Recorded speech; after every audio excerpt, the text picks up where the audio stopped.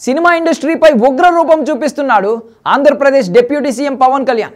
ఈ మధ్య కాలంలో ఇండస్ట్రీలో జరుగుతున్న పరిస్థితుల మీద ఆయన హీరో పవన్లా కాకుండా డిప్యూటీ సీఎం హోదాలో ఒక లెటర్ విడుదల చేశారు. అది చూసిన తర్వాత సినిమా ఇండస్ట్రీ మీద ఆయన ఎంత కోపంగా ఉన్నాడు అనే విషయం అర్థమవుతోంది. పవన్ కళ్యాణ్ రాసిన లేఖలో ఉన్నది ఉన్నట్లు ఇప్పుడు చూద్దాం. ఆంధ్రప్రదేశ్లో ఎన్డీఏ కూటమి ప్రభుత్వం ఏర్పాటై ఏడాది కావస్తున్న తెలుగు సినిమా సంఘాల ప్రతినిధులు గౌరవ ముఖ్యమంత్రి గారిని మర్యాదపూర్వకంగా కలిశారా? గత ప్రభుత్వం సినిమా రంగం వారిని అగ్రనటులను ఎలా చీత్కరించిందో మరిచిపోయినట్లున్నారు. ఇకపై ప్రభుత్వంతో వ్యక్తిగత చర్చలుండవు, సినిమా సంఘాల ప్రతినిధులే రావాలి. కూటమి ప్రభుత్వం వ్యక్తులను కాదు, సినిమా రంగం అభివృద్ధినే చూస్తోంది.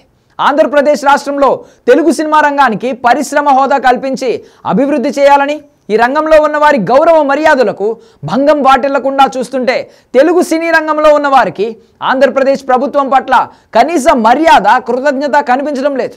తెలుగు సినిమా రంగంలోని అగ్రనటులను, సాంకేతిక నిపుణులను గత ప్రభుత్వం ఏ విధంగా చేత్కరించుకొని ఇక్కట్ల పాల్చేసిందో తెలుగు చలనచిత్ర వాణిజ్య మండలి, నిర్మాతల మండలి, మూవీ ఆర్టిస్ట్ అసోసియేషన్ లాంటి సంఘాలు మరిచిపోయినట్లున్నాయి. కోట్ల రూపాయల పెట్టుబడులతో రూపొందే చిత్రాలకు అన్ని విధాల ప్రోత్సాహం ఇవ్వడంతో పాటు సృజనాత్మకత ముడిపడిన ఈ వ్యాపారంలో ఉన్నవారి గౌరవ మర్యాదలకు భంగం వాటిల్లకూడదు అని కూటమి పార్టీలు ఎన్నికలకు ముందు కూడా స్పష్టంగా చెప్పాయి. గత ప్రభుత్వం వ్యక్తులను చూసి పనులు చేసేది, కక్ష సాధింపులకు దిగేది. తమకు నచ్చని వారిని సినిమాల విడుదల సమయంలో తహసీల్దారులను థియేటర్ల దగ్గర నియమించి ఎన్ని ఇబ్బందులు పెట్టిందో నిర్మాతలు మరిచిపోతే ఎలా? ఎన్నికలకు ముందు చంద్రబాబు నాయుడు గారు, పవన్ కళ్యాణ్ గారు చెప్పిన విధంగానే కూటమి ప్రభుత్వం వ్యక్తులను చూడలేదు. తెలుగు సినిమా రంగం వారు తమ సినిమా విడుదల సమయంలో వ్యక్తిగతంగా వచ్చి అర్జీలు ఇచ్చి టికెట్ ధర పెంచమని కోరడం ఎందుకు? అందరూ కలిసి వచ్చి ప్రభుత్వంతో స్పష్టంగా చర్చించమని శ్రీ పవన్ కళ్యాణ్ గారు సూచించారు.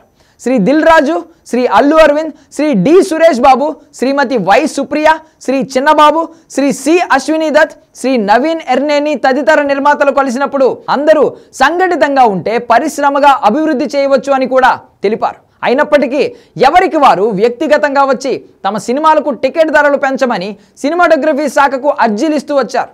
ప్రభుత్వం సానుకూలంగా స్పందిస్తూనే ఉంది. పవన్ కళ్యాణ్ గారి పర్యవేక్షణలో సంబంధిత శాఖలతో సినిమా రంగం అభివృద్ధిపై ఇప్పటికీ కొన్ని చర్చలు చేశారు.